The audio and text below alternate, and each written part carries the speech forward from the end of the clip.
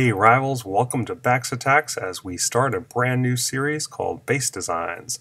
Today we'll be looking at Stronghold level 6, and the reason I'm getting into the base design is because of this replay that I saw coming back in a few minutes ago after a raid. And so here's a well-executed attack by Thorn of the Kingdom Defenders of Nod. I probably would have come in from the side closest to the Stronghold, but he identifies that there are several free mana buildings in the southeast, so he hits from that direction. He sends in Berserkers to knock out the catapult and the watchtower, which also protects the gold. And he's going to drop in some wardens, and he's going to using Lyris, it looks like. Got that volatile current going, drops in some more troops, the dragon, and mops it up pretty quickly. So as you can see, this is our current base, and it is really just spawned and evolved and grown larger over time. There hasn't been any thought to the design as of yet. And really, I think before Stronghold 6, you don't really need to. You're spending so little time at each base level, and really it's all about offense anyway. But starting at Stronghold 6, 7, or 8, you really do want to start thinking about defense for your village, both for trying to save some gold, some resources, as well as trying to improve your results for the kingdom raids. So the first thing we're going to have to do is to get rid of this debris here and to give us a free space to design on.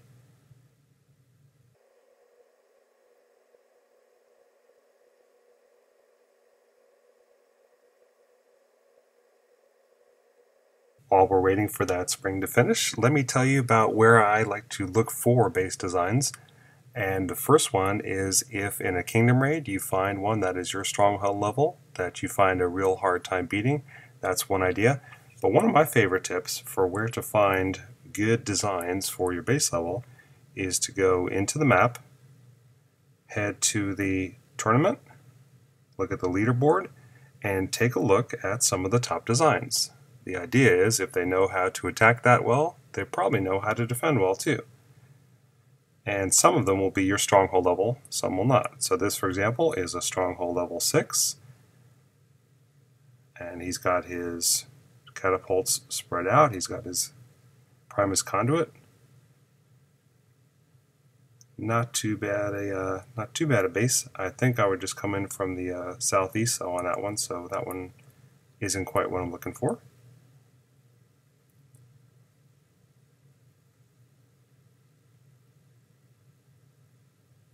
This base, Jet 110. That's a pretty good design. It makes good use of the Primus conduit. He's got 4 very nice defenses next to it. There's really not a lot of free mana. He's got some of these smaller buildings up top guarded by the watchtower. He's got that portal guarded by the watchtower. Same thing over here. And then down here as well. So that's a pretty good base. That's not bad. We'll give that one some consideration.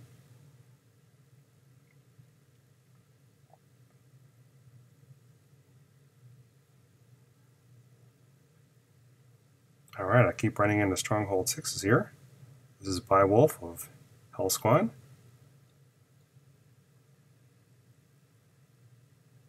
I kind of like this design. This is a, you see this style base an awful lot, and let me point out a few good features about it. The Primus conduit, again, has 4 nice defenses around it. He's got catapults over here, some more splash damage. He's got his troop portals nice and spread out.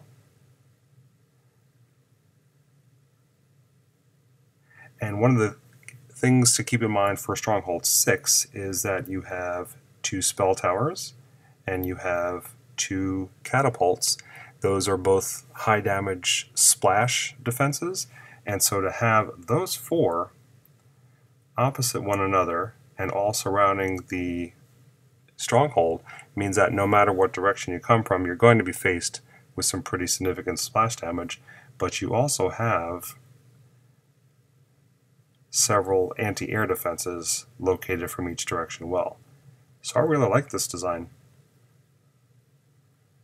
In addition, at low levels, the flame towers do a lot of damage, and he's got different compartments. It's going to be hard to come in from either of the right or left side, because then you'll get pounded from all directions on the splash damage. The only thing here is this troop portal is outside the range, so that's actually a free building. You could probably get at these as well. So we may want to tweak that a little bit, but overall, I kind of like this design. I think I'm going to go with this and then tweak it a little bit and then show it to you in my base. What you want to do with that then is to take a screenshot, both to help you in the building of it, as well as to remember where you saw it, where you got it from, give proper credit if someone asks you about that. So, Bywolf, nice job on this design. Perhaps you got it from somewhere else. Perhaps you built it yourself. If you're watching, by all means, let me know. Alright, I'll be fast forwarding through the details of this rebuild, but I do want to show you a few things about the base editor before we start. First of all, to enter into the base editing mode, click on the X arrows here, and you can click on any individual item that you like in order to move it. Or what you can do is click the diamond here in the corner, and then you can kind of do a drag select with your finger here, and then you can move entire portions of your base. So you can do that to move a whole wall segment at a time or several buildings at once. So we'll do that again, see how we get a rectangular selection there, and then we can move multiple buildings at once. Another thing you can do with the map editor is to click on the I button, and it will show the range of, or the covering of your base for the defenses. So that's very handy to see if you were getting good coverage throughout your base there. And if a building is not properly located on the grid, it will show up in red. Alright, and unlike some other games like Clash of Clans where you can come in, there's a free zone on the side here. If you place your base against one of the corners, especially like up top or down bottom here, it really cramps the attacker on where they can deploy their troops on. So that's a helpful tip, is to put your base inside one of the corners. I know that's not as aesthetically pleasing, but it's all about the defense here.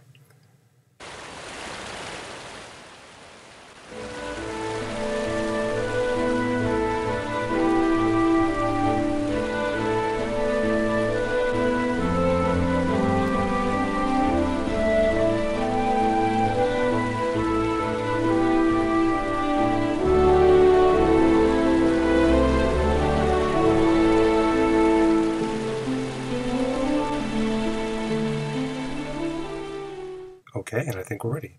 So now we'll click on that eye symbol and show the coverage. That looks like a pretty good, pretty uniform, and fairly symmetric range of coverage. The only things they'll be able to snipe are the Tavern, which is no mana, the Roost, Barracks, and Blacksmith, which, unless you're going to put something right in the middle, hard to protect. But that's it. There's no free portals, no free gold.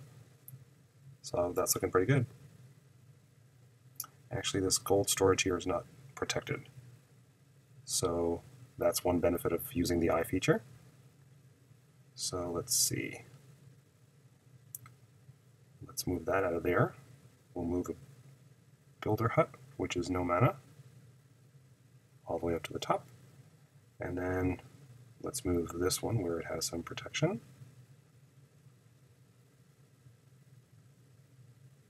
Let's do it this way. Alright, I think I'm liking that.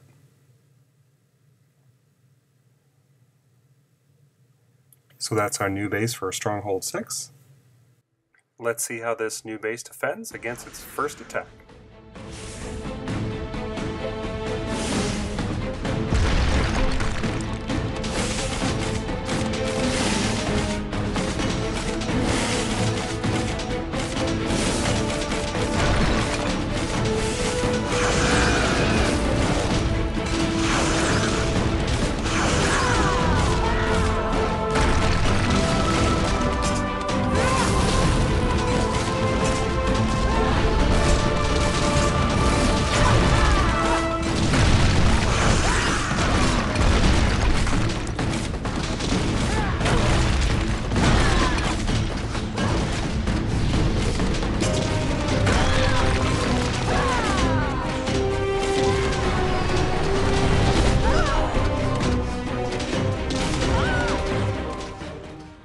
going to be really close on the Stronghold here. There's just a few Wardens left. Can the Catapult and Watchtower take it out? Oh, and we're literally missed the defense by one Catapult shot.